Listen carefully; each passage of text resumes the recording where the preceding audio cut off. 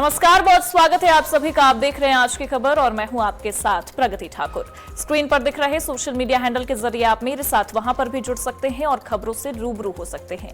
चलिए अब बुलेटिन की शुरुआत कर लेते हैं उत्तर प्रदेश की सियासत से जुड़ी इस अहम खबर के साथ, जहां योगी आदित्यनाथ मंत्रिमंडल का दूसरा विस्तार आज होने जा रहा है। अगले वर्ष विधानसभा चुनाव से पहले भाजपा मंत्रिमंडल विस्तार के जरिए जातीय व क्षेत्रीय संतुलन साधने की पूरी कोशिश करेगी। जहां 6 और मंत्री बनाए जा सकते हैं, तो वहीं मौजूदा राज्य मंत्रियों में से कुछ को कैबिनेट मंत्री भी बनाया जाएगा।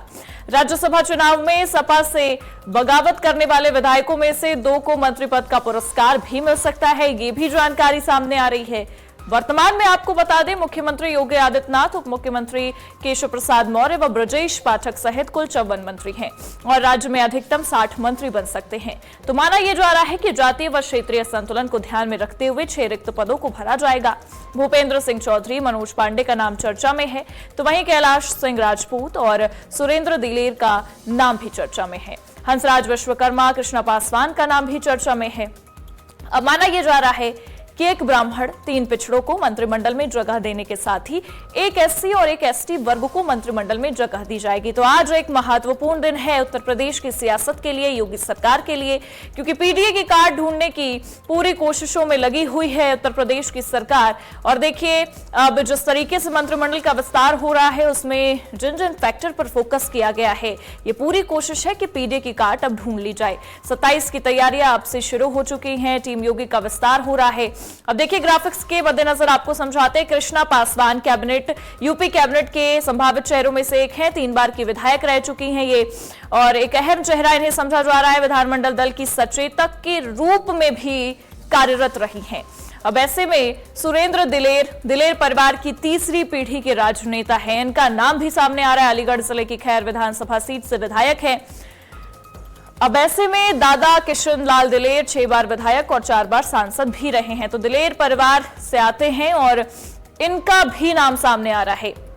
ये कहा जा रहा है कि ये भी आज एक महत्वपूर्ण चेहरा हो सकते हैं। दिलेर परिवार की तीसरी पीढ़ी के राजनेता हैं। मनोज कुमार पांडे, रायबरेली जिले के ऊंचाहार विधानसभा से विधायक। राज्यसभा चुनाव के दौरान उन्होंने सपा के मुख्य सचेतक पद से इस्तीफा दे दिया और भाजपा का दामन थाम लिया, तो इनका भी नाम सबसे ज्यादा चर्चा में है। इस वक्त उत्तर प्रदेश सरकार में कैबिनेट मंत्री भी रह चुके हैं ये। मनोज कुमार पांडे की बात कर रहे हैं हम। अब कैलाश राजपूत की ओर गौर करेंगे, जहां कन्नौज की तिरवा सीट से ये विधायक हैं। 2007 में बसपा से विधायक थे। अब कैलाश राजपूत की नाम की भी चर्चा है। लोधी ओबीसी बिरादरी से आते हैं, तो देखिए जातीय फैक्टर यहां पर साधने की पूरी कोशिश है। हंसराज विश्वकर्मा की बात करें तो भाजपा वाराणसी के जिला अध्यक्ष और एमएलसी हैं। यूपी में भाजपा के सक्रिय नेता हैं, 34 वर्षों से राजनीति में सक्रिय हैं। इनका भी नाम सबसे ज्यादा चर्चा में है। इस वक्त यूपी कैबिनेट के संभावित चेहरे हैं ये। अभी जिन चेहरों की बात हो रही है उनमें से एक हैं भूपेंद्र सिंह चौधरी की अगर बात करें तो 1991 में भाजपा के साथ आए। 1999 में संभल लोकसभा सीट से मुलायम सिंह के खिलाफ चुनाव भी लड़ा इन्होंने। ये भी एक संभावित चेहरे हैं। आज इनका भी नाम काफी तेजी से चर्चा में है। 2016 में एमएलसी चुने गए, 2022 में फिर से नामित किया गया। तो ये भूपेंद्र सिंह चौधरी की बात हम कर रहे हैं। 2017 में योगी सरकार के पहले कार्यकाल में पंचायती राज मंत्री स्वतंत्र प्रभार बनाया गया, इन्हें एक प्रमुख चेहरा है। 2019 में कैबिनेट मंत्री के रूप में पदोन्नत भी इन्हें किया गया। 2022 में यूपी के भाजपा प्रदेश अध्यक्ष बने। अब ऐसे में 1991 में भाजपा में शामिल हुए थे और आज 2026 में हम खड़े हैं। तो एक सफर रहा बढ़िया, ऐतिहासिक, और अब ये समझ में आ रहा है कि आज का दिन महत्वपूर्ण है। इन सभी नामों की चर्चा तेजी से हो रही है, जिनको हमने आपको बताया। अब देखना होगा कि आज ये मंत्रिमंडल का विस्तार एक कौन सा बड़ा संदेश देने की ओर जाता नजर आता है, क्योंकि दोपहर में आज मंत्रिमंडल का विस्तार होगा। 3 बजे का समय दिया गया है। अब देखना होगा कि आज ये मंत्रिमंडल का विस्तार कितने बड़े मैसेज के साथ उत्तर प्रदेश की सियासत में गूंजता है, क्योंकि ओबीसी चेहरे के तौर पर हंसराज विश्वकर्मा को चुना गया है। यहां पर जातीय फैक्टर को साधने की पूरी कोशिश है। जाट समाज से भूपेंद्र चौधरी का नाम हमने आपको बताया ही, इनका नाम संभावित है। सपा के बागी विधायक मनोज पांडे भी रेस में शामिल नजर आ रहे हैं। तो बगावत करने वालों को भी आज पुरस्कार दिया जा सकता है। ये जानकारी है। 2 राज्य मंत्रियों के कद में भी इजाफा किया जा सकता है, ये भी जानकारी सामने आ रही है। तो आज योगी सरकार का मंत्रिमंडल विस्तार है, जिसमें आज कई चीजों को लेकर हमें 2027 की रणनीतियों के बारे में पता चल सकता है और यह समझ में आ सकता है कि अब 27 को लेकर भारतीय जनता पार्टी पूरी तरीके से मुस्तैद है और एक जो चुनावी बिगुल है वो बजाती अब नजर आ रही है, क्योंकि अब चुनाव बहुत दूर नहीं है। और जरा जानकारी के लिए हमारे ब्यूरो चीफ विवेक त्रिपाठी हमारे साथ जुड़े हुए हैं। विवेक जी, कुछ ही समय बचे हैं और मंत्रिमंडल का विस्तार होगा, कैसी हलचल, किस तरीके से चीजें नजर आ रही है? प्रगति में भाजपा कार्यालय में ही हूं और यहाँ पर लोगों के आने का सिलसिला शुरू हो गया है। हालांकि राजभवन बुलाया गया है ठीक 3 बजे। सारे मंत्री, अभी मैंने 2 मंत्रियों से बात की, जो होने वाले मंत्री हैं उनसे बात की है और उन्होंने बताया कि उनके पास कल ही फोन आ गया था और सुबह कल फोन आया और शाम को 6:30 बजे बुलाया गया। मुख्यमंत्री ने उनको बुलाया था कि आप लोग आइए, आपसे बात करनी है। 6 लोग आ चुके हैं लखनऊ और इसके अलावा 2 मंत्रियों का, जो मंत्री बनने हैं 6 लोग वो आ चुके हैं। 2 मंत्रियों का प्रमोशन भी होना है। इसमें सोमेंद्र पाल का नाम है, राज्य मंत्री है, इसमें उनको राज्य मंत्री स्वतंत्र प्रभार या फिर कैबिनेट दिया जा सकता है। ये रही आज के मंत्रिमंडल की जो जानकारी है। लेकिन यहाँ पर भाजपा कार्यालय में भी थोड़ा सा दिखाना चाहूंगा, लोग आना शुरू गए, रौनक हो गई है भाजपा कार्यालय में और तमाम भाजपा की गाड़ियां, क्योंकि संडे है, आज छुट्टी का दिन होता है, लेकिन आज भी छुट्टी के दिन भी अगर हम देखेंगे तो यहाँ पर चहल पहल है, गाड़ियां खड़ी हुई हैं और लोग गाड़ियों से आ रहे हैं।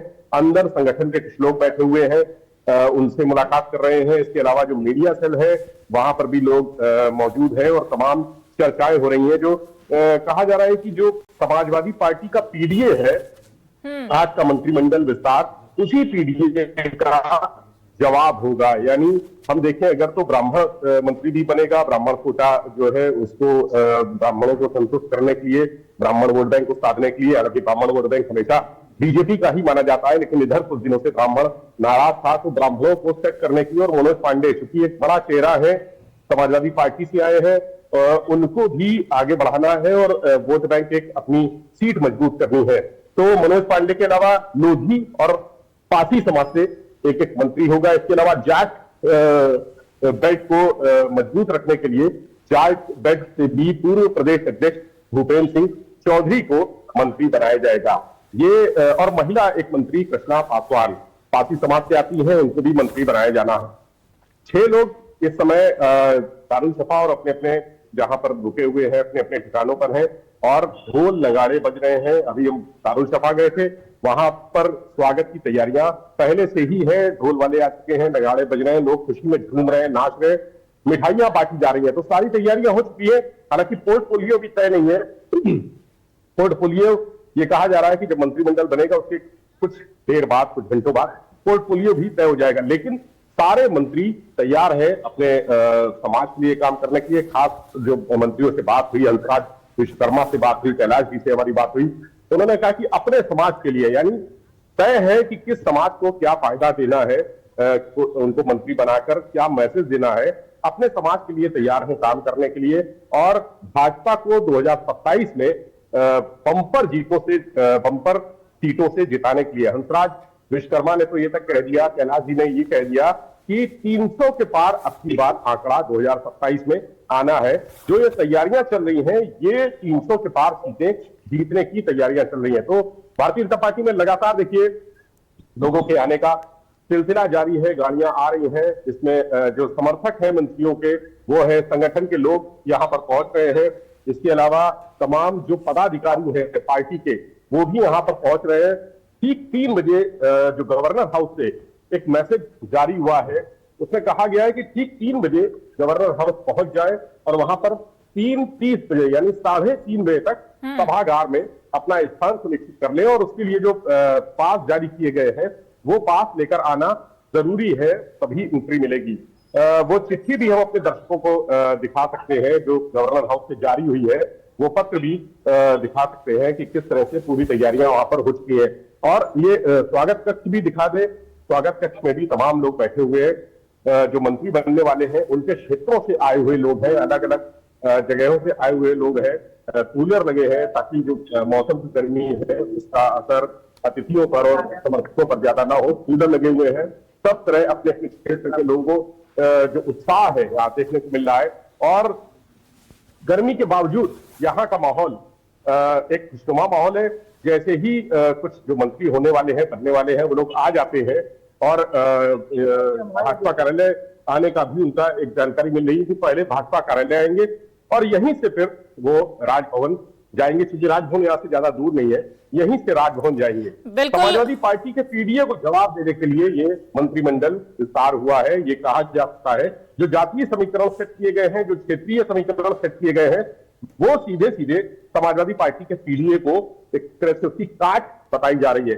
ये काट कितनी सफल होगी ये तो बाद में पता चलेगा, लेकिन बिल्कुल आज निगाहें राजभवन पर ही टिकी रहेंगी। विवेक जी की क्या कुछ नजर आता है। बहुत बहुत शुक्रिया तमाम जानकारियों के लिए।